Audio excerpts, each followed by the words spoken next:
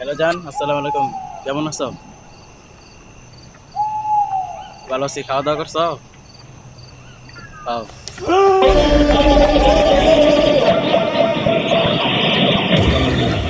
কিছু না, পিছন দেখি যেন একটা গেল, মনে হয় মনের ভুল। চলো কালকে দেখা করি। আরে চলো না, কালকে দেখা করি ওই ভিডিওতে।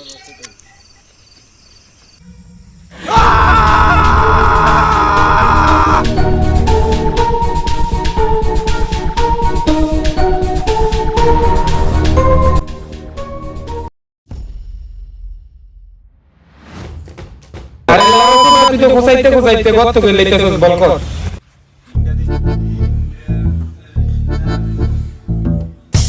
বাং তুই একটা মাগর মতো বল করস করে আমরা আমি সেলিব্রিটি সিরিয়াসলি বল বলি বেলা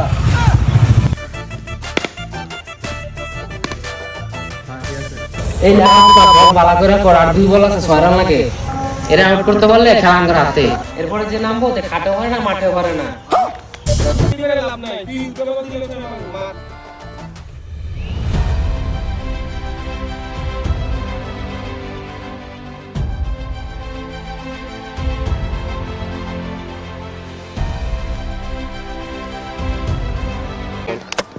Got dragged on, excellent length, a little bit of movement. আরে লাগাতো দা ব্যাটটা তো আগে সোজা করে ধর আচ্ছা, মা ভালো করে বল কর ভালো করে বল কর ওই খেলা পারে না ওরে কি বল করব মুখ আছে তাহলে আর আছে ও তো খেলাই পারে না ওরে তো আমি এমনি আউট করে দেব বড়া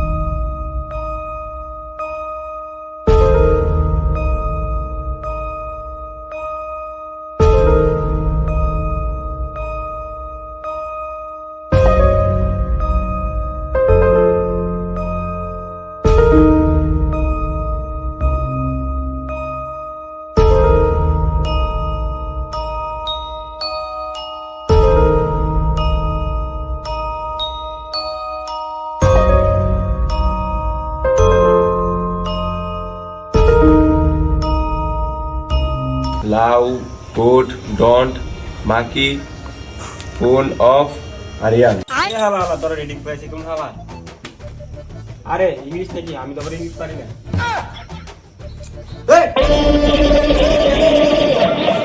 তোমরা কি এখানে শয়তানি করতে আসছো আইডি কার্ড সাথে আর ফ্যামিলির খোঁজ লাগাও আর ভালো করে ইনভেস্টিগেশন করো ওকে স্যার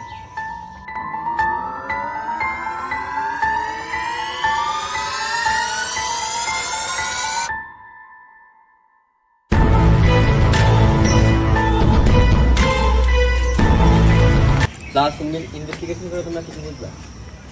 এটাই বুঝতে পারলাম যে এটা একটা মরা লাশ, এটা মারা গেছে। খুনির মার্ডারের পেছন থেকে তো মনে হয়েছে এটা কোনো সাধারণ খুনি। I think he is a serial killer. Sir কিভাবে বুঝলেন এটা একটা সিরিয়াল কিলার? তোমার কি মনে হয় আমি এই জায়গায় এত সহজে পৌঁছে গেছি? এই জায়গায় আসতে আমার কত সময় লাগে তোমার কোনো আইডিয়া আছে? Sir 2 second. লাশটাকে ভালো করে ইনভেস্টিগেশন করার জন্য ফরেনসিক ল্যাবে পাঠাও। Yes sir.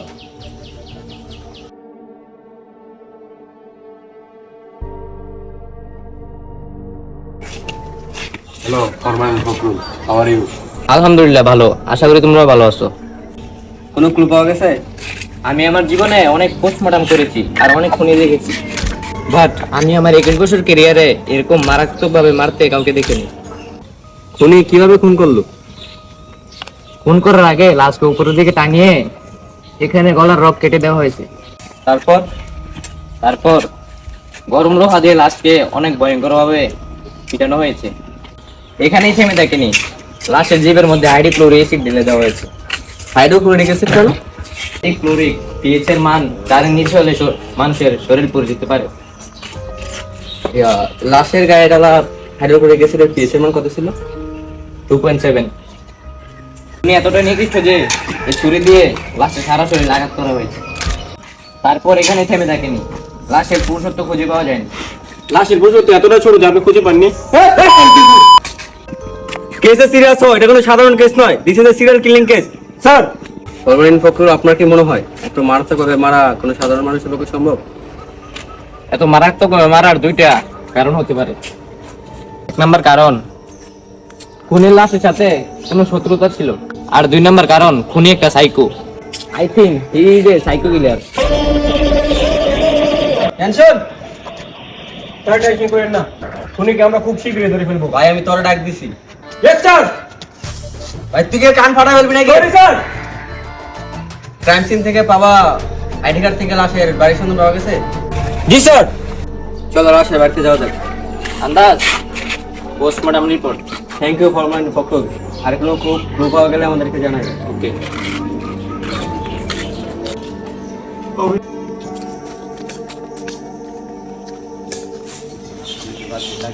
আসসালামু আলাইকুম।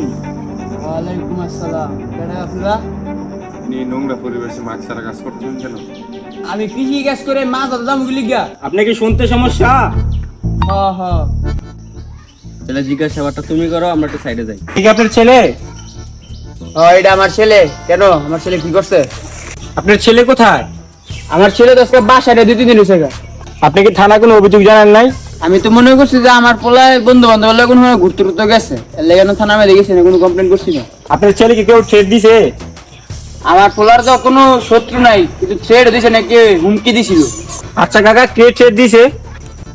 আমার ছোট ভাইয়ের ছেলের সাথে আমার ছেলের কিছুদিন একা দ্বন্দ্ব ছিল জায়গা জমি নিয়ে। সেইতে গেছিল যে আঙ্গ পুরো ফ্যামিলির নাকি ঘরের ভিতরে ঢুকে শেষ করলে বুঝতে। আমার মোবাইলের মধ্যে নাম দিয়া সেভ করা সারা হাত দিয়া, আমি সই দিই না, তুমি বার করে দেবো। ছবি আছে মোবাইলে।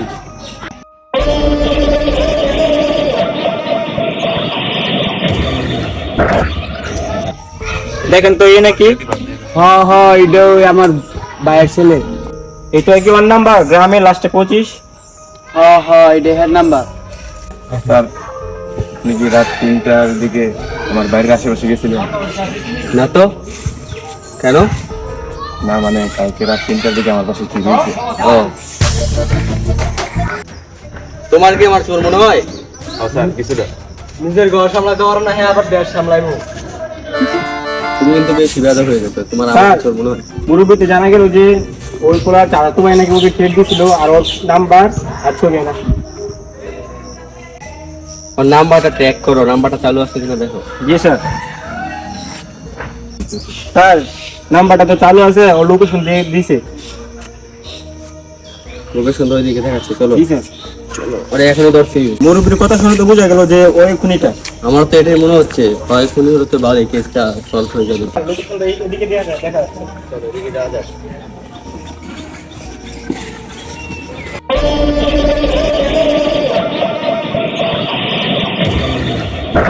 স্যার লোকেশনে দেখা যাচ্ছে যে খুনি এই আশপাশে আছে।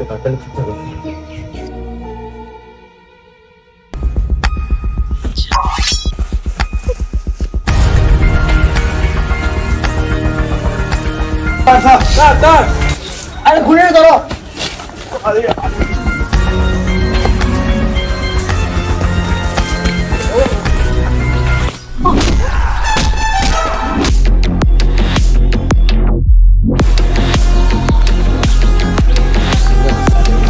কাছে লেগে আর মার ফালাই দিমু।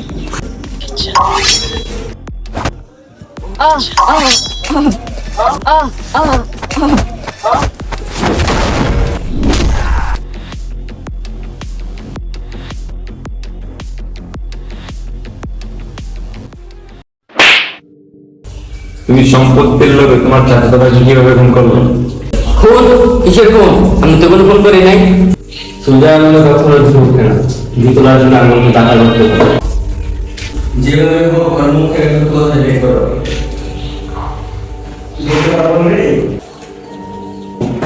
তুই কি সত্যি কথা বলবি? স্যার আমি খুন করি নাই। বাড়ির আশেপাশে আসছি, আইতেছি আমি।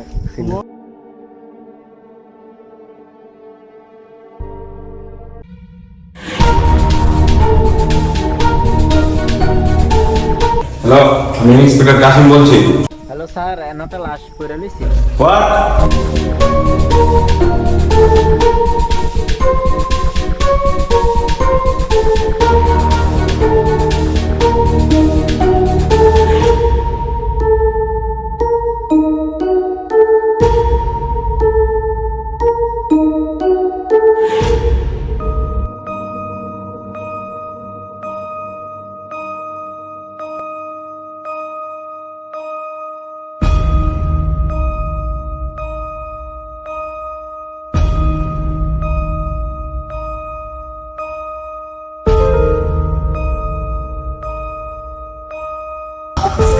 খুনি এত নির্মম কিভাবে মারতে পারে?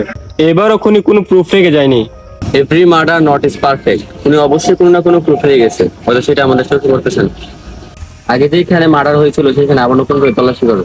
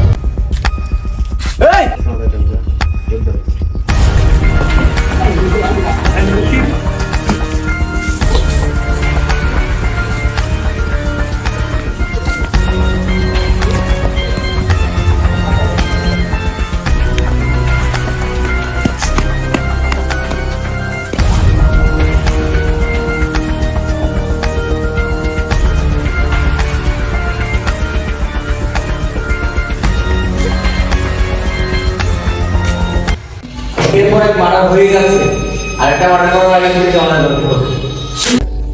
স্যার একটুর জন্য খুনির হাত ছাড়া হয়ে গেল। কাসেম, তোমাকে তো বলছিলাম দুটো লাশের মধ্যে কি কি মিল আছে তুমি বের করেছো? জি স্যার। স্যার, দুইটা লাশ একই কলেজে, একই বেঞ্চে, একই ক্লাসে পড়তো এবং তারা দুজনে একে অপরের বন্ধু ছিল এবং তাদের একটা বন্ধুদের গ্রুপ ছিল 4 জনের। গ্রুপটার নাম ছিল গ্যাংস্টার। বাকি দুজন কারা? কামাল আর ইব্রাহিম। স্যার তারপর দেখা যাচ্ছে যে এই দুজন থেকে একজন খুনি নেক্সট টার্গেট। কলেজে কোনো শত্রু কিংবা কার সাথে তাদের কখনো ঝামেলা হয়েছিল যেগুলো তুমি জেনেছো? জি স্যার, কলেজে আইসিটি অধ্যাপক আদাল স্যারের সাথে তাদের একটা ঝামেলা। তারা ওই স্যারকে অনেক মারে। স্যার হতে হতে পারে আদার স্যার এখন ওইটারই প্রতিশোধ নিচ্ছে। এটা কোনোভাবেই পসিবল না, কেন? কারণ আজাদ স্যার 3 বছর আগে মারা গেছে। উফ, কেসটা সলভ করার জন্য কোনো প্রুফ দেখা যাচ্ছে না। How do we as the clear? This is a very tough case. বাকি দুজন বন্ধুকে জলদি কাজটা দিতে রাখো।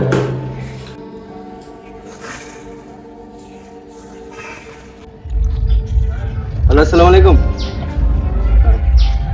কাজের অনেক চাপ, আজ এবং কাল বাড়িতে আসতে পারবো না। তুমি 10,000 জানালা দিয়ে সাবধানে থাকো। স্যার বাকি 2 জন তো আসছে, আসেন। আচ্ছা, কাজের একটু চাপ আছে, যাই। Love you.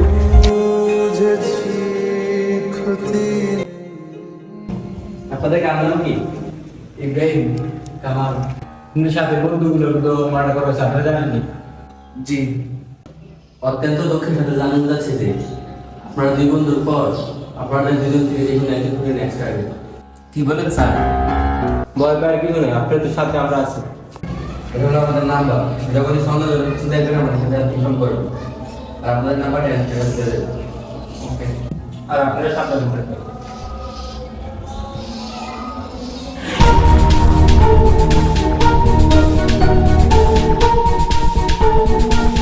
আপনারাও সাবধানে থাকেন।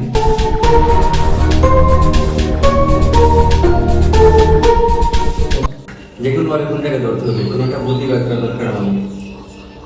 Sir, I have an idea. কি আইডিয়া? স্যার, অবশ্যই খুনি হতে 2 জন থেকে যে কোনো একজনকে ধরতে আসবে। খুনি যখন ওদেরকে ধরতে আসবে তখনই ওদেরকে আমরা ধরতে হবে। Good idea. তাহলে চলো, তুমি আর কামালকে ফলো করো, আমি ইব্রাহিমকে ফলো করছি। যখনই সন্দেহ কিছু দেখবা ওই সাথে সাথে ইনফর্ম করে দেবো। Okay sir. হ্যালো কাসেম ভাই, আমার সামনে আসতে হয়, আমি ওটা ফলো করতেছি। সমস্যা নেই, তুমি ইব্রাহিমের ফলো করো, ঠিক আছে? চোখে চোখে রাখবা জানি তোমার নজর থেকে যেন না হারায়।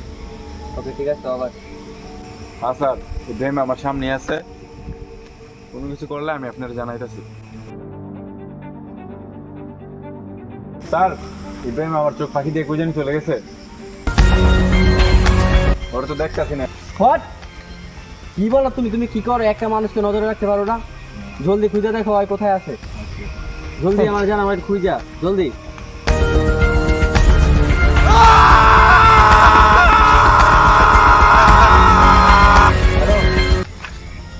কাসেম, জলদি দেখো, আমার থেকে জানি কিডন্যাপ করে নিয়ে গেছে। আশেপাশে তো জঙ্গল আছে, তো পুরনো বাড়ি আছে, তল্লাশি করো। আমি এদিকে দেখছি, ঠিক আছে? ওকে, ওভার।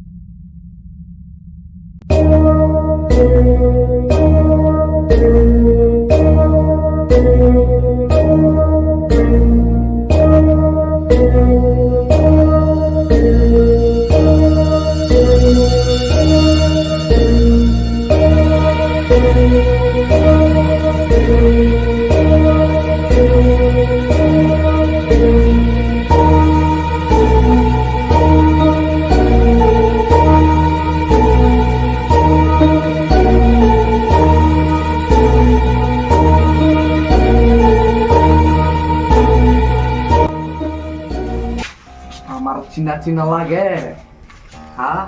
চিনা চিনা লাগেনি? এই দেখ কোন দাদা গাছি তোরে, কোন দাদা? এটা কার নাকি জানো? কারণ যেটা কাটলে তুই ব্যথা বেশি পাবি, আর ব্যথা বাড়লে কান্দি, তারপর আমি হাসমু। তুই কানলে আমার ভাল লাগে।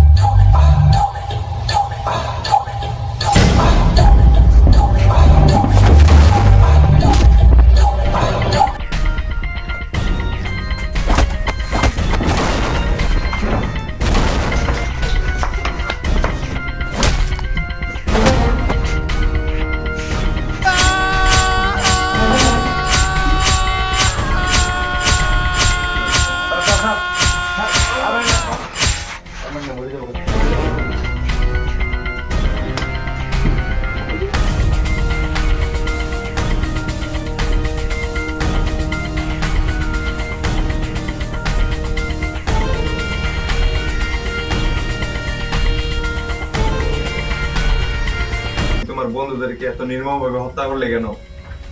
ওই দিন আমরা 4 বন্ধু একসাথে দাঁড়িয়েছিলাম, তারপরে আমি প্রথম প্রজাপতিকে দেখি। ওরে দেখে আমার হার্টবিট বেড়ে গেছে, মনে হয় যে আকাশ থেকে পড়ে নেমে এসেছি। এটা বলতে আমার পাখি, এটার উপর নজরটা দেওয়া যাবে না মামা। তাহলে যা পজ করে দিয়ে। এই যে শুনছ,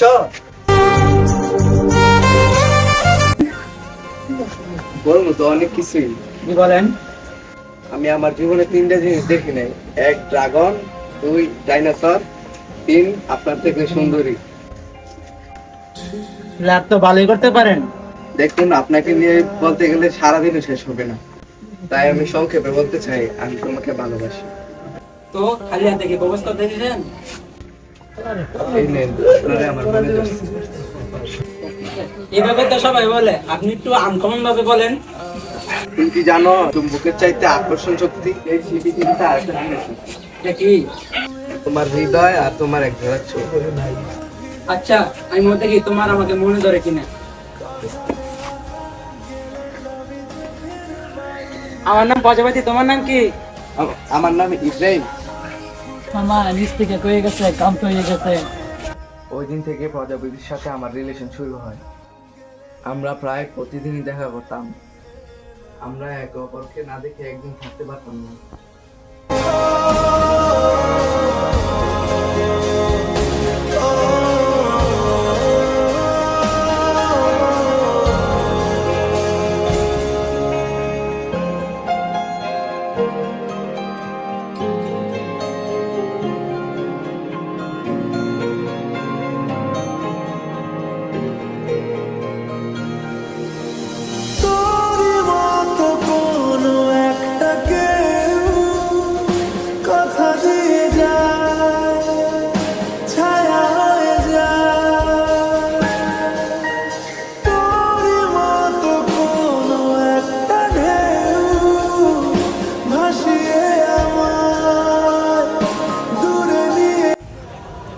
কখনো ছেড়ে যাবো না তো, আমি অন্ধকারে অনেক ভয় পাই।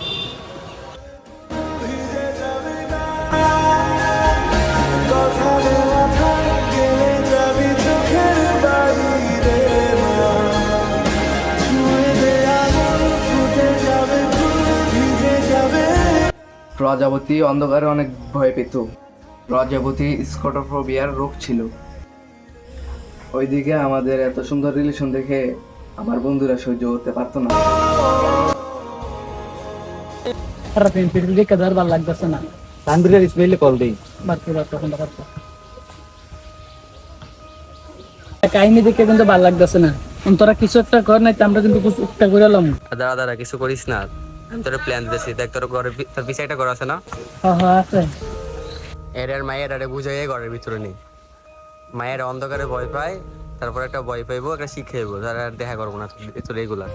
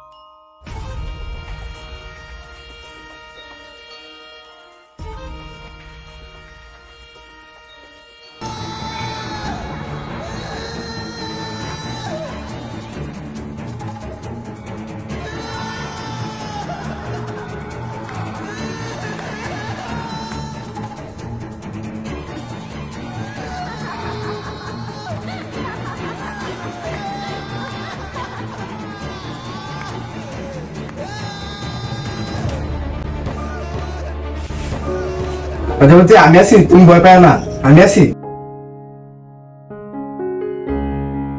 প্রজাপতি, প্রজাপতি।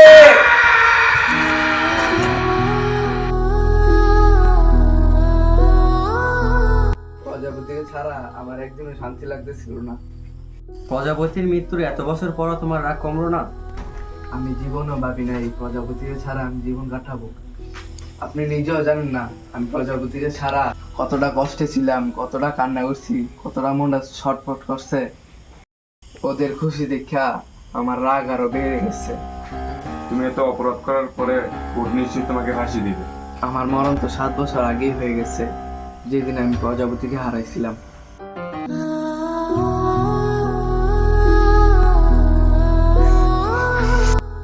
আমার শেষ ইচ্ছা প্রজাপতির কবরের সাথে আমার কবর দেওয়া হোক, কারণ প্রজাপতি অন্ধকার অনেক ভয় পায়।